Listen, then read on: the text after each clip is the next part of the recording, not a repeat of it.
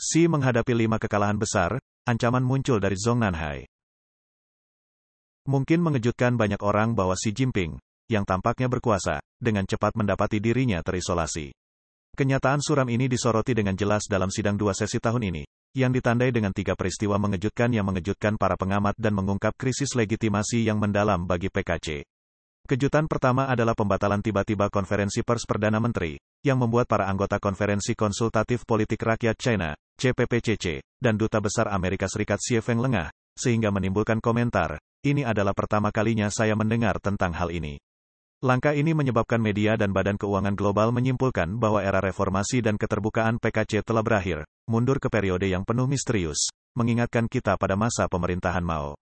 Hal ini berarti semakin merosotnya iklim bisnis, dan Li Qiang tampaknya yang menanggung beban terbesarnya.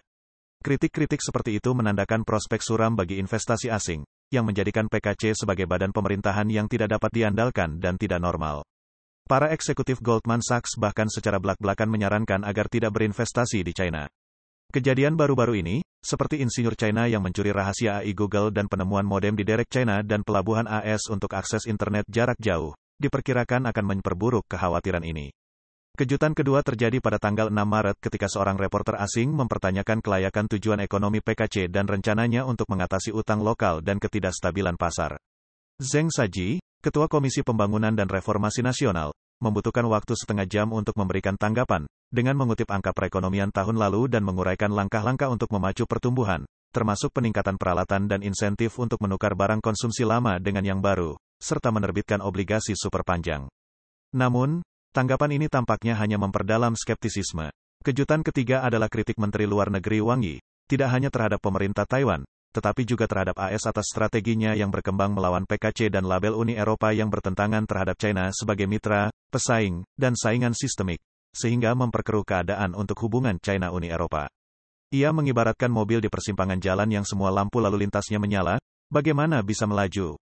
Pada saat yang krusial ketika PKC mencari investasi lebih lanjut dalam hubungan internasional yang lebih baik, penolakan Wang Yi menunjukkan bahwa PKC telah putus asa untuk memperbaiki hubungan dengan Amerika Serikat, karena yakin bahwa kesenjangan dalam bidang ekonomi, teknologi, sistemik, dan politik telah menjadi semakin jelas, terlalu luas, dan hanya memburuk seiring berjalannya waktu. Xi menghadapi 5 Waterloo berturut-turut, ancaman terbesar muncul dari dalam partai. Waterloo menandakan kekalahan besar, terinspirasi oleh kekalahan telak Napoleon Bonaparte pada pertempuran Waterloo tahun 1815, yang menandai berakhirnya pemerintahan dan karir militernya. Istilah Waterloo ini sekarang secara metaforis mewakili kekalahan telak. Kembali ke topik utama, hal-hal yang mengejutkan ini menunjukkan bahwa Xi Jinping sangat menyadari akan keruntuhan eksistensi Partai Komunis yang akan terjadi. Kesadaran ini ditegaskan oleh pengumuman PKC pada sidang 2 sesi tersebut untuk menaikkan belanja militer sebesar 7,2%. Apakah peningkatan anggaran ini hanya untuk pamer di kancah internasional? Tentu saja tidak, mengingat Kementerian Keuangan Partai Komunis China menyoroti pentingnya mengelola pengeluaran umum secara ketat sambil memprioritaskan pendanaan pertahanan dan paramiliter. Apa implikasi peningkatan dana bagi paramiliter? Meskipun dibiayai oleh keringat rakyat, paramiliter dikerahkan untuk mengontrol domestik, mengikuti arahan partai dan memastikan kemenangan, yang pada dasarnya berfungsi sebagai penegak rezim terhadap rakyatnya sendiri. Namun beberapa orang mungkin bertanya, bukankah hal ini melebih-lebihkan? Setahun yang lalu di Kongres Partai ke-20, Xi Jinping membersihkan faksi-faksi yang bersaing, menyelaraskan 7 anggota komite untuk selaras dengan visinya. Lalu mengapa muncul krisis yang meluas saat ini? Apa yang menyebabkan ketakutan Xi semakin besar? Pertama-tama, penting untuk memahami bahwa ketakutan terbesar seorang diktator bukanlah seberapa besar kekuasaan yang mereka miliki. Namun ketika orang-orang yang berada di bawah dan di luar jangkauan mereka tidak lagi takut dan mengabaikan otoritas mereka. Hal ini menimbulkan tantangan dan kemunduran internal, yang dengan cepat mengarah pada kejatuhan mereka. Lalu apa sebenarnya yang dilakukan Xi Jinping hingga mengikis kepercayaan dari dalam dan luar lingkarannya? Menurut komentator Chin Peng, dari Chin Peng Observer, ada 5 Waterloo penting yang menyebabkan orang-orang di PKC hanya berbasa-basi sambil menyimpan rasa jijik yang mendalam terhadapnya secara pribadi. Jika terjadi kekacauan atau kesehatan Xi Jinping melemah, lingkaran dalamnya siap mengambil kesempatan untuk merebut kekuasaannya. Peristiwa Waterloo pertama terjadi pada Kongres Partai ke-20, di mana Xi Jinping seorang diri menghancurkan kepercayaan para elit terhadapnya. Meskipun hal ini membungkam para pembangkang di permukaan, mereka yang dekat dengan eselon dalam mengungkapkan keterkejutan mereka kepada Qin, dan mengutuk Xi sebagai orang yang tidak tahu berterima kasih dan berhati dingin. Jika Xi bisa mengesampingkan mentornya, Hu Jintao, seperti kain sekali pakai begitu tujuannya terpenuhi, maka posisi siapapun tidak akan aman. Bagaimana mungkin seseorang tidak takut akan akhir yang suram? Lebih jauh lagi, tindakan ini menjadi pelajaran yang menyedihkan bagi para pengikut Xi. Demi kekuasaan, pengkhianatan adalah hal yang wajar, bahkan terhadap Xi Jinping sendiri. Waterloo, kedua menunjukkan ketidakmampuan Xi Jinping yang terang-terangan. Para diktator seringkali melakukan hal-hal berani untuk menghalangi calon saingannya, meniru kehebatan luar biasa Mao Zedong dan Putin atau aksi petualangan yang mencapai hal-hal mustahil. Xi pernah tampil tangguh, terutama pada tahun-tahun awal pandemi ini, ketika ia membiarkan virus COVID mendatangkan malapetaka secara global sementara China seolah-olah berkembang pesat di bawah lockdown yang ketat.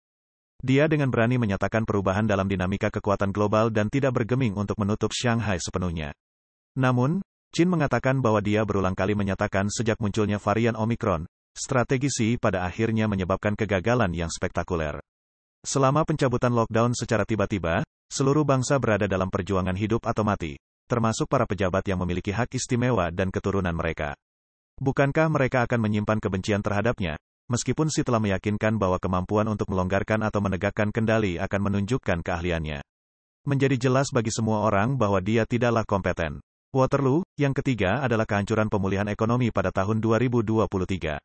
Setelah pembantaian lapangan Tiananmen pada tahun 1989, pertumbuhan ekonomi menjadi klaim utama legitimasi PKC dan alasan utama mengapa masyarakat internasional agak menoleransi rezimnya. Setelah 3 tahun melakukan lockdown, Xi Jinping berfantasi bahwa pencabutan pembatasan akan segera mengembalikan investasi asing dan belanja konsumen, sehingga memicu lonjakan pertumbuhan dan konsumsi.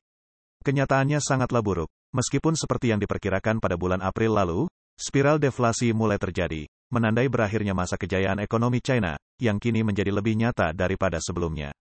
Ini mempunyai dampak yang parah. Tidak hanya memperdalam kekecewaan publik, dengan banyaknya netizen yang melampiaskan amarahnya di bawah unggahan media resmi atau bahkan membanjiri unggahan di kedutaan besar AS di Weibo tentang jerapah, namun hal ini juga mengikis kepercayaan elit PKC dan pengusaha swasta terhadap Xi Jinping. Mereka pernah mendukung atau menerima Xi karena mengira Xi akan melindungi kepentingan mereka. Sekarang mereka melihatnya sebagai musuh utama mereka. Waterloo, keempat Xi datang dengan pengkhianatan oleh sekutu terpercayanya. Tahun lalu terjadi pembersihan Qin Gang, Liang Fu, dan beberapa jenderal angkatan darat roket yang dipilih Xi, sehingga memberikan bayangan panjang atas kepemimpinannya. Masalah ini sangat penting karena jika orang-orang yang Anda angkat sendiri mengkhianati Anda, hal ini tidak hanya menunjukkan penilaian dan kepemimpinan Anda yang buruk, namun juga menunjukkan bahwa tidak ada seorang pun yang benar-benar mendukung Anda, dan mengisyaratkan bahwa kejatuhan Anda sudah dekat. Meskipun revolusi kebudayaan dikatakan telah berakhir pada tahun 1976, pada dasarnya revolusi ini berakhir pada tahun 1971, dan pengakuan resmi terjadi setelah 5 tahun kemudian. Pada tahun itu, salah satu sekutu terpercaya Mao, Lin Biao, melakukan upaya yang menghancurkan untuk melarikan diri, memberikan pukulan telak kepada Mao Zedong. Kecemasan ini membuat Mao menghabiskan hari-hari terakhirnya dalam keadaan panik, seringkali menceritakan kisah Zhou Bo dan Lu kepada para pemimpin militer kawakan seperti Ye Jianying. Arti tersirat yang ingin Mao sampaikan adalah agar mereka menangani Jiang Qing, istri Mao dan kelompoknya setelah Mao meninggal, dengan memastikan agar tidak melibatkannya. Terlihat jelas ketakutannya yang mendalam. Waterloo, kelima yang dilancarkan Xi merupakan kesalahan besar dalam kebijakan luar negerinya. Pendekatannya terhadap AS menjadi menggelikan, strategi permusuhannya secara tidak sengaja mendorong negara-negara tetangga menjadi sekutu AS. Dalam kemitraannya dengan Putin dalam konflik Rusia-Ukraina, langkah Xi meremehkan Eropa dan membantah gertakan militer China ketika dunia menyaksikan kehebatan tempur sesungguhnya dari nenek moyang persenjataan China, Rusia. Ketika perekonomian China merosot dan Partai Komunis China mencoba untuk mengalihkan masalahnya ke negara lain dengan membuang produk secara besar-besaran ke luar negeri, menjadi lebih jelas bahwa dunia mulai bersatu melawan PKC. Ini berarti tekanan terhadap PKC akan semakin meningkat. Kita semua tahu bahwa saat tersulut api, itu tidak hanya diam saja, tapi menyebar, dan seringkali keretakan internal lah yang menyebabkan seluruh struktur runtuh.